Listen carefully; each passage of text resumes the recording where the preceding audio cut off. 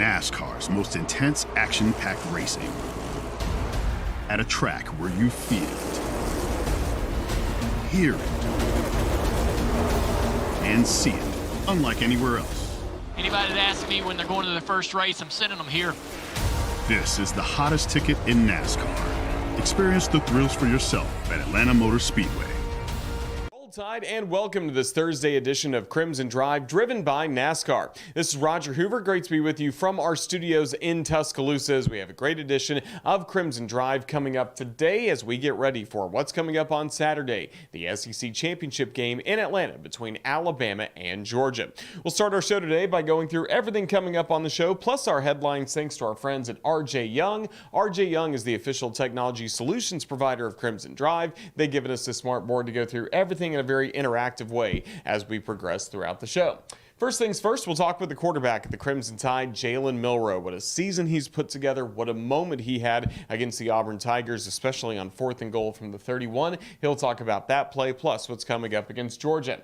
And then for the big picture, a special treat. Verne Lundquist, who is the voice of the SEC on CBS for so many years, he'll be along to share a few memories of Southeastern Conference football and really the rise of not only the SEC, but CBS Sports as well, and what SEC football meant to them as they get ready for what will be their final telecast of SEC football with the SEC Championship game coming up on Saturday. Then Coach's Checklist, we'll hear from Coach Saban as he met with the media last night in Tuscaloosa for the final time with some thoughts on what's coming up against Georgia. Eli Gold will be along for our head coach preview as tonight we will have the SEC Championship game preview show presented by Alpha Insurance coming to you at 6:30 p.m. from Baumhauer's Victory Grill here in Tuscaloosa. Last but not least, we will visit with Scott Howard, the voice of the Georgia Bulldogs, who we talked to on Crimson Drive really in its earliest stages of the first episode of Crimson Drive. We had Scott on way back when to preview, well, actually it was the second year. So we had him like 2 times at about a 3-week span between the SEC Championship game and the National Championship game. We'll talk with Scott Howard to get a full scouting report on the Georgia Bulldogs getting ready for Saturday. Speaking of Saturday, aren't you ready to get to Atlanta, Georgia? Aren't you ready for this SEC Championship game as it will come your way at 3 p.m. Central in Atlanta, a place where Alabama loves to play. The last time the Crimson Tide lost in either the Georgia Dome or Mercedes-Benz Stadium, the 2008 SEC Championship game. So since then, 16 straight victories, whether it's been the playoff, whether it's been the SEC Championship game, National Championship games. Alabama likes playing in Atlanta, and the Crimson Tide overall 10-4 in SEC Championship games, but under Coach Saban, 8-1. Again, that one loss against Florida in 2008. Since then, 8 straight victories for Alabama when reaching the SEC Championship game, including 3 against the University of Georgia, most recently in 2021. Let's keep that going. Other news around the Crimson Tide, it was Alabama women's basketball. We saw them have a great weekend in Katy, Texas last weekend as part of a Thanksgiving tournament with wins against Louisville and Liberty. Now tonight, the Crimson Tide women's basketball team will be at Syracuse coming up in what's the first ACC-SEC Challenge matchup. Really looking forward to having the broadcast come to you from what was formerly known as the Carrier Dome. Coming up tonight at 6 p.m. We'll hit the air at 5:55 across the network.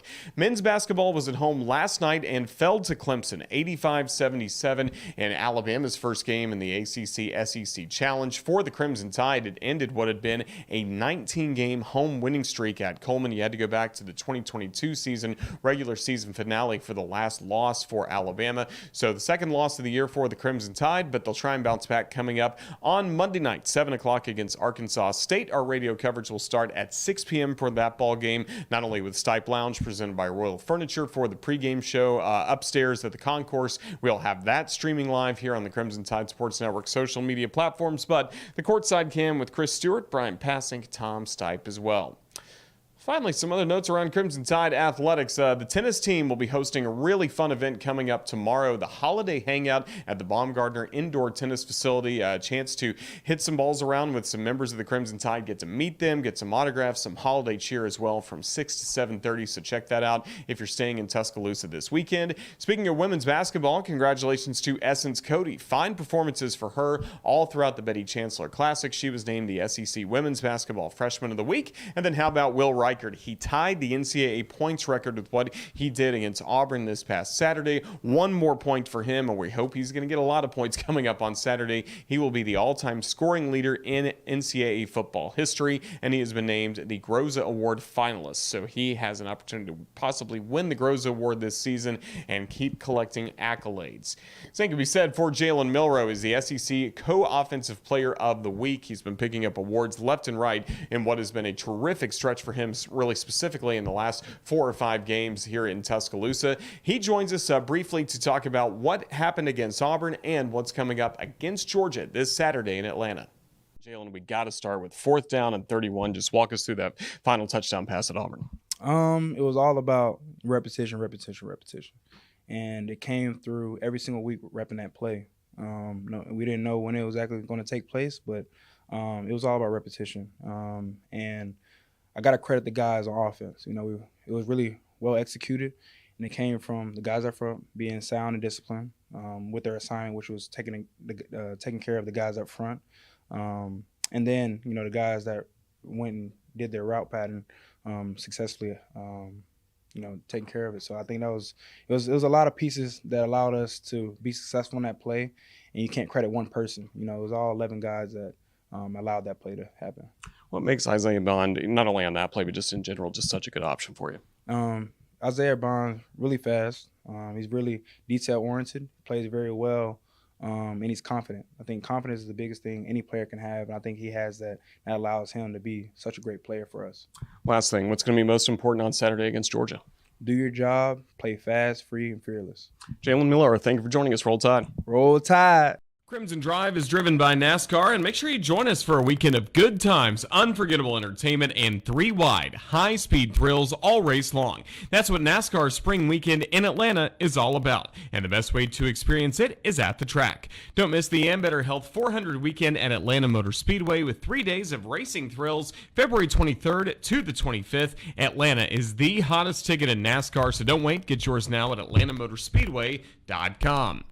We go from one of the newest stars in the SEC, Jalen Milroe, to one of the absolute legends in Southeastern Conference football, Verne Lundquist, who took over as the voice of the SEC on CBS back in the year 2000, had a legendary run, called some great moments specifically in Alabama football history in the early years of the Saban dynasty, and he is going to be recognized coming up on Saturday at Mercedes-Benz Stadium as the SEC salutes CBS for many wonderful years broadcasting SEC football games on television, and he joins us over the phone to give us a few memories of the SEC on CBS. Verne, thank you so much for your time. How's everything going? How have you been enjoying retirement? It's not bad. The challenge is trying to find enough to do, but we manage. There's a lot of reading, a lot of traveling, so things are going very well. And I imagine watching a lot of SEC football as well. Just what have you made of the Crimson Tide and the Bulldogs this season? Well, I'm a college football addict, and especially the SEC because of the 17 years I had with the conference. I just I followed those 2 teams particularly, Georgia and Alabama. I was curious, just going back and looking at some notes this morning, that of all the SEC championship games I did, 17 in all, only once previously was it Georgia and Alabama. That surprised me. We've had Alabama in several times and Georgia, but only in 2012 did the 2 of them meet. So the history in this game is not that deep between these 2. But I think across the country, fans who follow the SEC were kind of hopeful that Georgia and Alabama would make it to Atlanta this coming Saturday, and I know I'm excited about it. I sure am.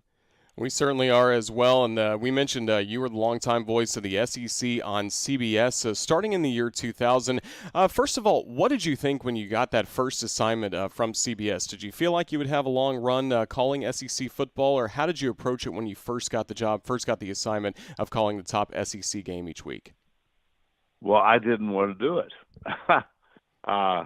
At the time in '99, I was the number 2 guy in the NFL. My partner was Dan Deerdorf.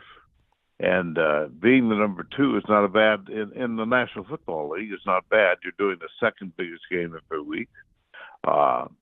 You're doing the lead game if there's a doubleheader. You do the lead early game. And Dan and I were good friends. And I was very, very comfortable. And then Sean McManus, the chairman of the board at CBS Sports, called me, and he said, I think we're going to move you to the SEC. And I swallowed hard and said, well, okay, I was a soldier. And but I didn't care to do it. And then in September of 2000, I was working with Todd Blackledge, and our first game was Florida at Tennessee. And Neyland Stadium, and I had never been to Neyland before that weekend, 107,000 people. And it was a thrilling environment. And Jesse Palmer led Florida to a come-from-behind win. I think he threw the winning touchdown to Jabbar Gaffney with like 10 seconds left. The game is over. Florida wins. We go off the air, and I look at Todd, and I said, are they all like this? And he grinned at me, and he said, enough of them. And over the course of the next 17 years, of course, that proved true. And it became the biggest assignment in my career, the most important, the most significant, and the one I treasured the most. But the first year, I fell into it, and I soon fell in love with the SEC. And it came time after 17 years. One gets older, and my boss said, "What do you think?" And I thought, "Yeah, it's a good time to walk away from it."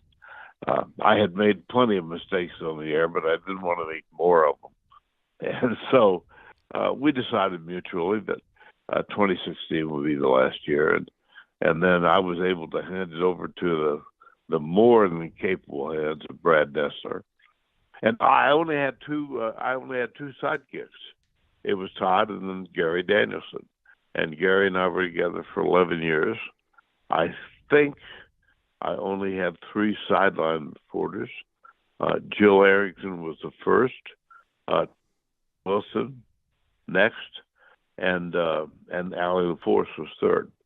So we had a grand group. And then through it all, Craig Silver and Steve Milton, producer and director, were consistent, and they are as good as it goes in any kind of sport. Yeah, and I wanted to ask you more about the crew, because the way CBS, the SEC on CBS telecast, really captured the environments and the feeling and the sounds you all had. Your crew did a remarkable job in just bringing SEC football to the masses. What can you say about how they were able to capture college football, maybe in a way that some other telecasts do not? Well, in my view, it's consistency, and I've got a picture back home in Steamboat Springs that I treasure. It is the entire crew of our SEC on CBS broadcast, 75 strong. Now, there are changes every year. People retire or move on, but for the most part, there's a consistency, and these are handpicked.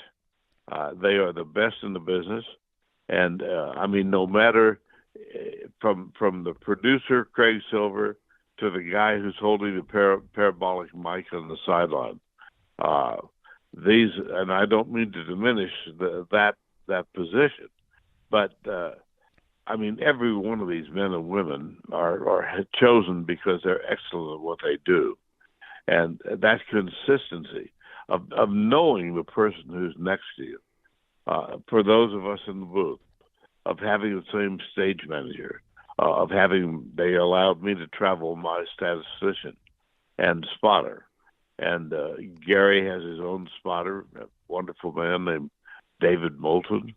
And I think working together, you learn the strengths and weaknesses of each, and that enhances the quality of the telecast. I'm very proud of what we do. I'm still, when I watch on Saturdays, I'm extremely proud of the product we put in the air. And I have, bragging rights about our group, but I do think we do it better than any other broadcast network. Well, SEC fans, Alabama fans certainly enjoyed watching all the games. Of course, this will be the final telecast of the SEC championship game by this CBS crew. We saw a terrific Iron Bowl this past week. I'm sure it's got to be bittersweet feelings getting to celebrate the SEC on CBS this Saturday, but also say goodbye to what has been a terrific partnership for a long time. Well, we're having a dinner tonight, all of us, on the production crew, I guess, but it will be emotional. I mean, people's careers and their lives have been invested totally in what's going on in the SEC. And so I bet there'll be a few hugs and handshakes and tears at the dinner this evening. Our crew will stay intact. We're going to the Big Ten next year, the second game in the Big Ten. But these friendships and bonds that you form with each school in the SEC are extremely strong and life-altering.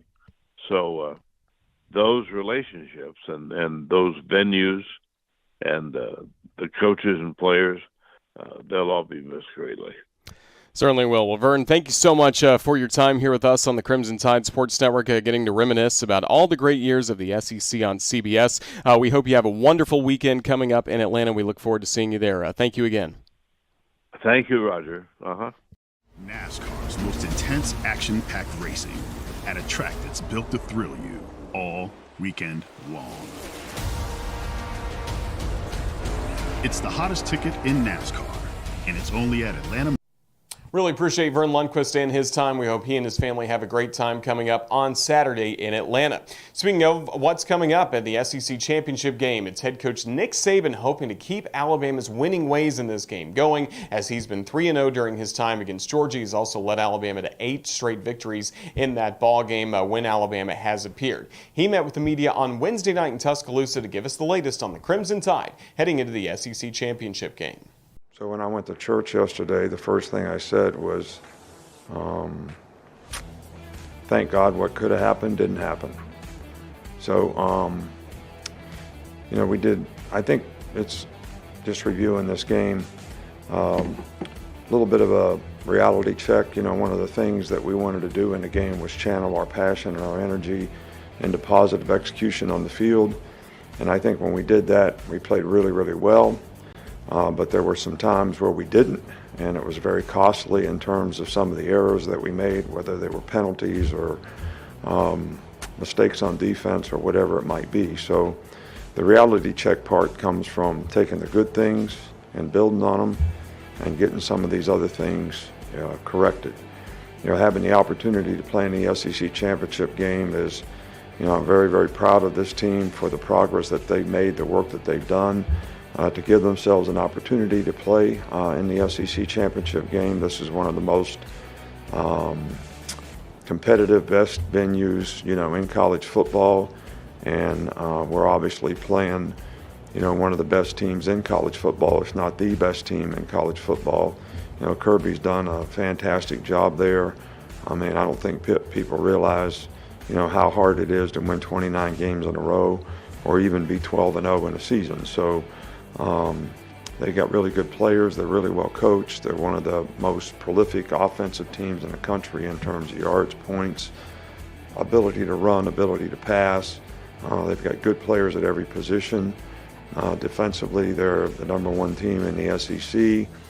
Got good players, well coached, do a really, really good job, and they also do a great job on special teams. So they've got good specialists, and this is a team that doesn't have a whole lot of weaknesses. That's why they are who they are and what they are. And it's going to be really important for us to do, a great job of executing and do what we do the best that we can do it. Yeah, well, Jermaine has done a really good job for us, and, we continue to harp on, consistency and performance, all the time.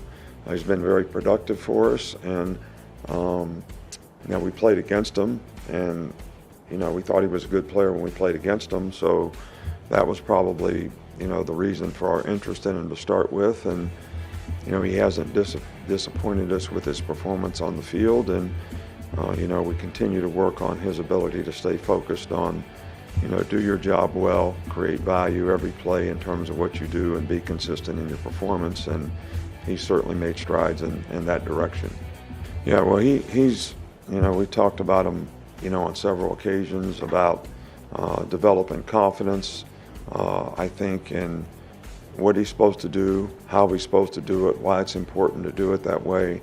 The improved communication in the offensive line, I think, has contributed to that development of confidence. And I think that's the one word that, when you have success, which he has had more success in recent games, that really helps build confidence and an expectation that you can do things at a high level, and that's how you prepare and that's how you go play.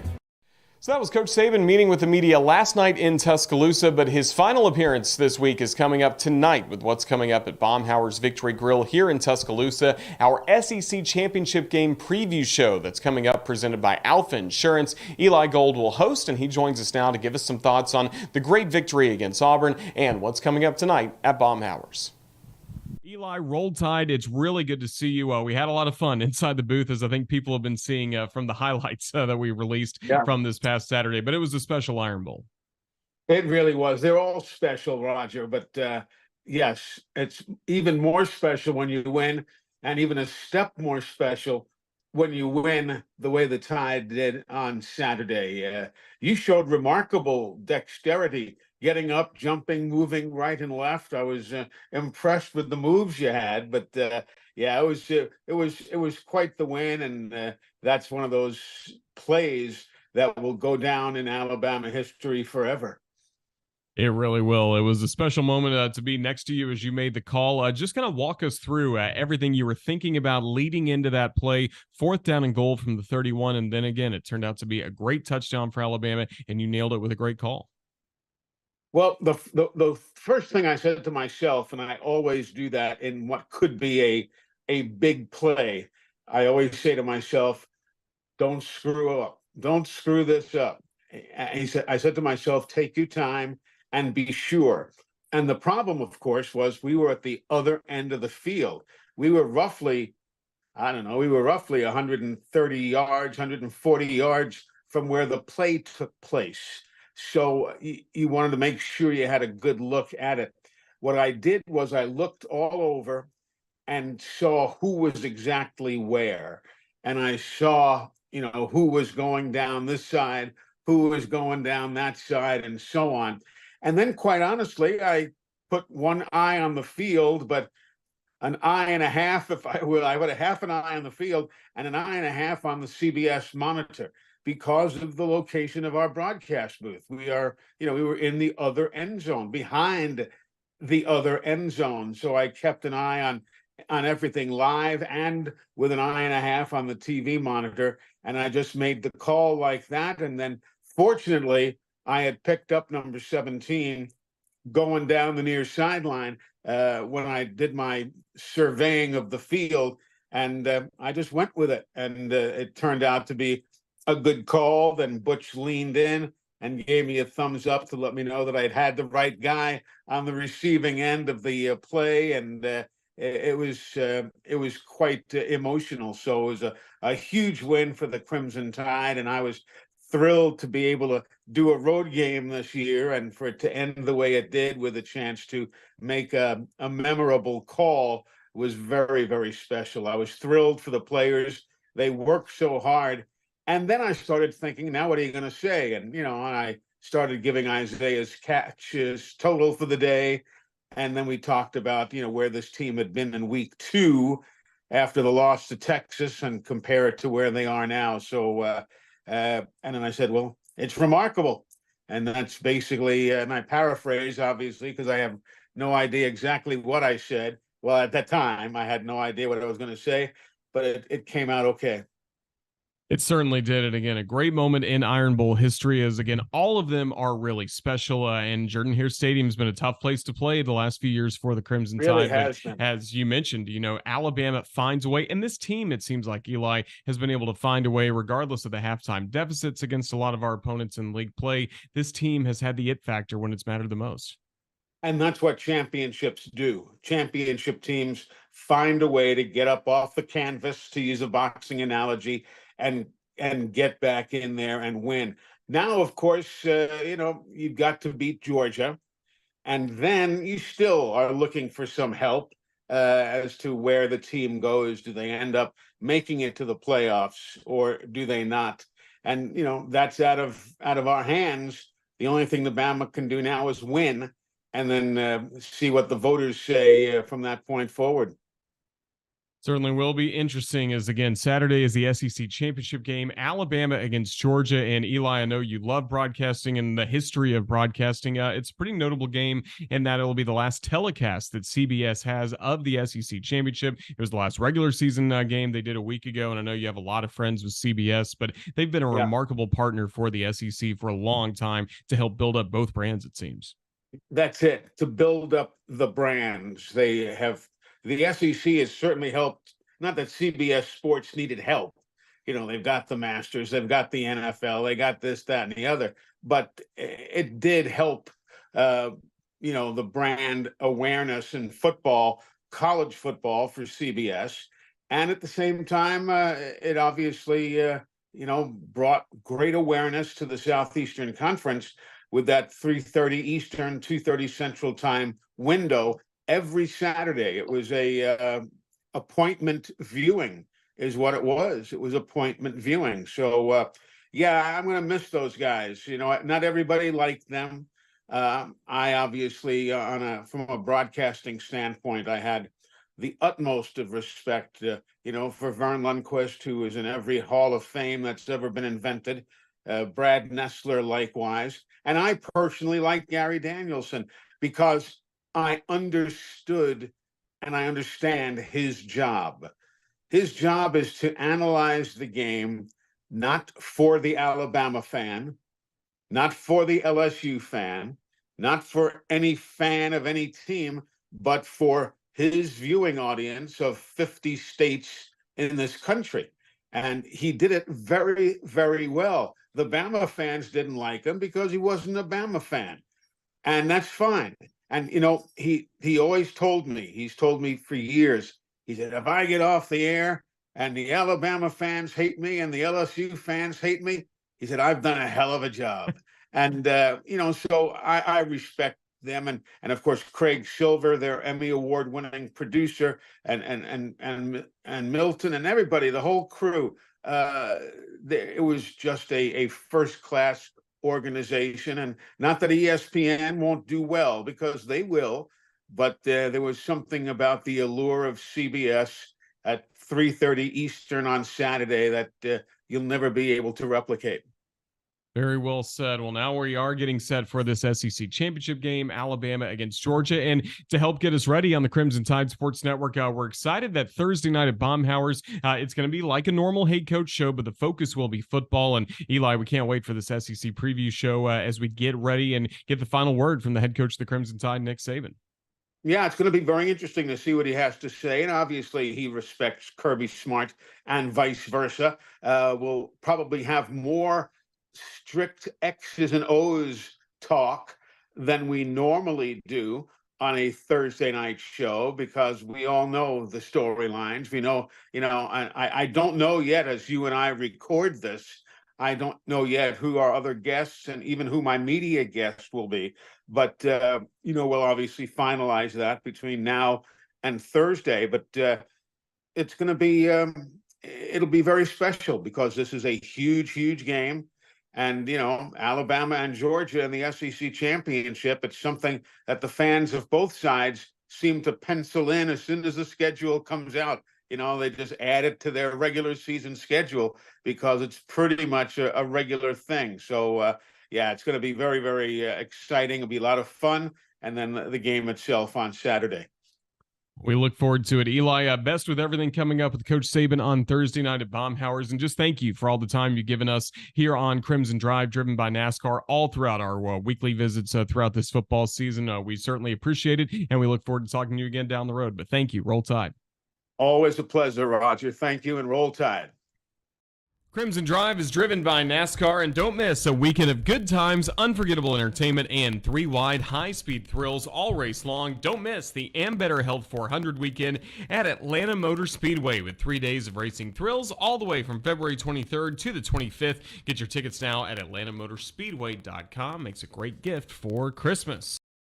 Well, as we always do here on Crimson Drive, driven by NASCAR, we'd like to check in with the opposing broadcaster and get their opinion of their team, get a scouting report on their team getting ready for a matchup with Alabama, and we continue that getting ready for the SEC Championship game as we say hello to Scott Howard. He's the voice of the Georgia Bulldogs. He has called 29 straight victories for Georgia. The last loss was against Alabama in the 2021 SEC Championship game before the Bulldogs would defeat Alabama 2 games later in the National Championship game. But he joins us now as part of the other booth to give us an idea of this Georgia team in 2023.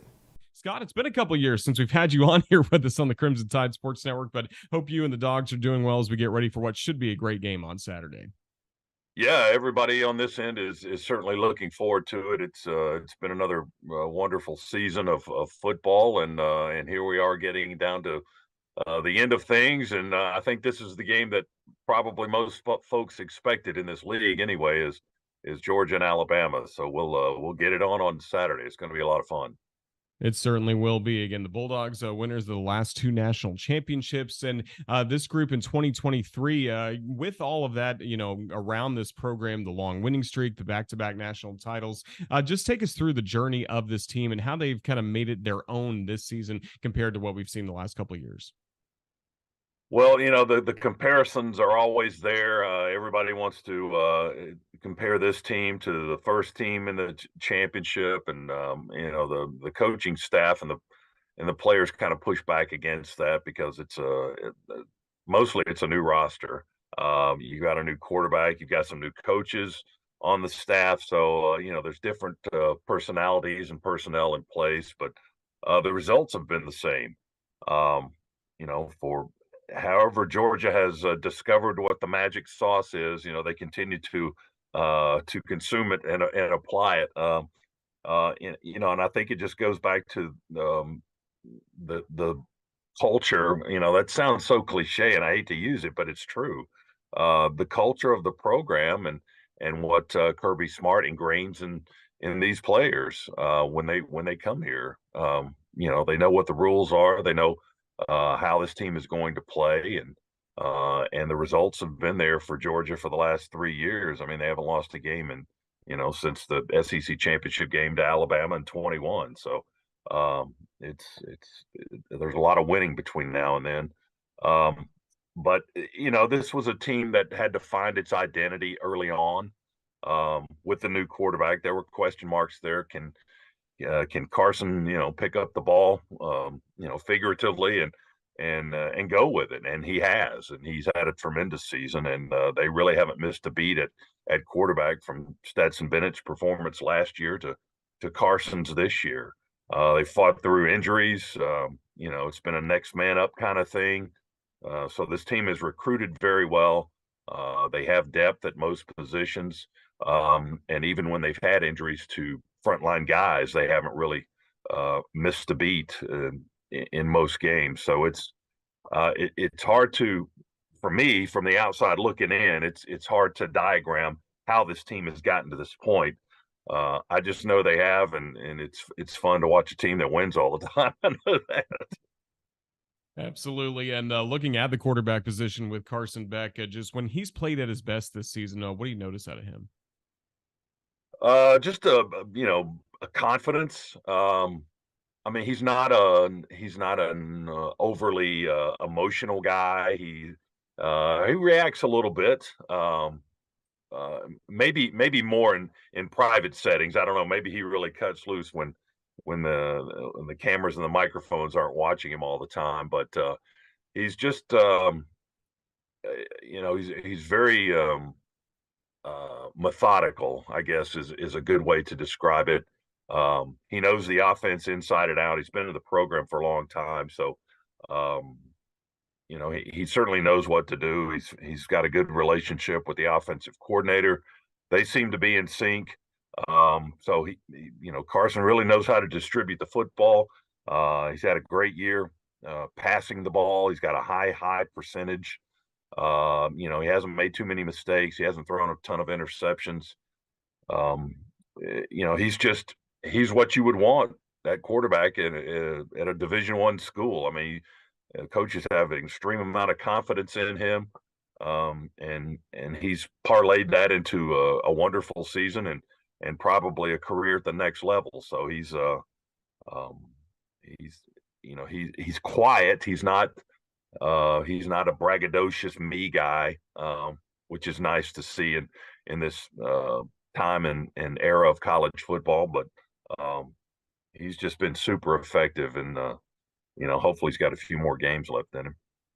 Well, he's got a lot of talented players around him, especially guys who have been banged up in the last few weeks. Kind of as we talk early in the week, what's the latest on the status of Brock Bowers, Ladd McConkey, and Ra Thomas, guys like that? Well, it's, the information that we get is, they're day to day or they're week to week or it's a game time decision. So that's about all I can tell you at this point. I have a feeling, if those guys are able to play, they will play.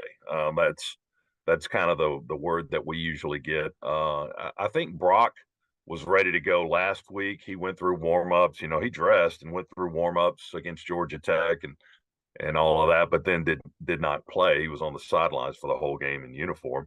McConkey did not dress.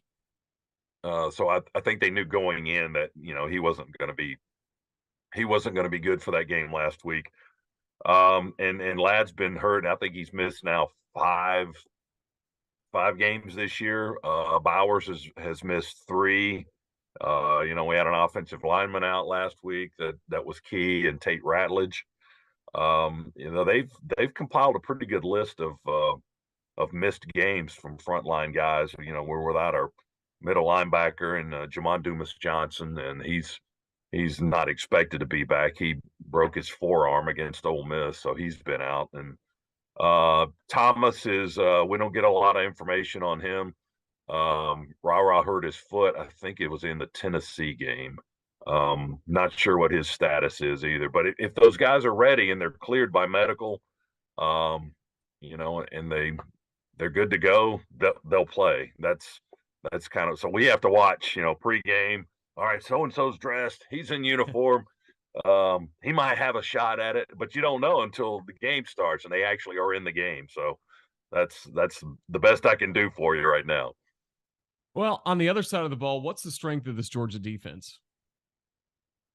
I would say the secondary, and the way Bullard, and that's another guy who's been hurt and missed a couple of games this season, but he's healthy and playing very well right now. Malachi Starks, he's a first round pick more than likely. Tyke Smith, our nickelback, is having a tremendous season.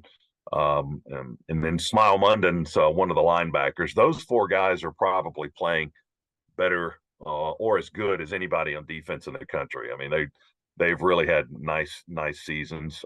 Defensive line, I think, was a question coming into this year, just because you didn't have the Jalen Carter, or you didn't have the Jordan Davis or the Devontae Wyatt. You didn't have that breakdown guy. It was by committee, and the committee's held up pretty good. It's not a bad group. They rotate a lot of guys in, like many teams do now, but the group that they've compiled has done a nice job. But to answer your question, the strength, and it's a good group as a whole, but I think the secondary is probably my position group is the strongest on defense. And I know you've been keeping up with the Crimson Tide some throughout the season. Just what kind of ball game do you expect coming up on Saturday in Atlanta? Maybe typical Georgia, Alabama. I don't know, something that's going to go down to the wire.